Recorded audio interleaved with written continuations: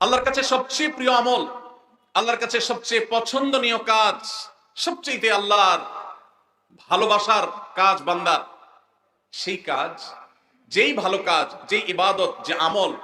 বান্দা নিয়মিত করে, পরিমাণে সেটা অল্প হলেও হোক, পরিমাণে অল্প কিন্তু করে নিয়মিত, আল্লাহর কাছে আমলটা বেশি প্রিয় সেই আমলের তুলনায় যে আমল একসাথে অনেক করা হয় কিন্তু পরে আর করার কোনো খবর নেই। কেউ রমজানে কোরআনে কারীম 2 খতম দিয়েছেন, মাশাআল্লাহ, কেউ 3 খতম দিয়েছেন, কিন্তু রমজানের পরে কোরআনে কারীম 3 খতম, 2 খতম, 1 খতম দেয়া তো দূরের কথা, পরবর্তী রমজান পর্যন্ত আর কোরআনটা ছুঁয়ে দেখা হয় না, খুলে পড়া হয় না, তেলাওয়াত করা হয় না, 1 পৃষ্ঠা পড়ার সুযোগ হয় না। তাহলে এই 3 খতম 2 খতমের চাইতে রমজানে কেউ যদি 1 খতম কোরআন দেন অথবা তার চাইতে কমও কোরআন তেলাওয়াত করেন, কিন্তু রমজানের পরে সেই কোরআন দিনে হয়তো 2-5 পারা পড়তে পারেন না,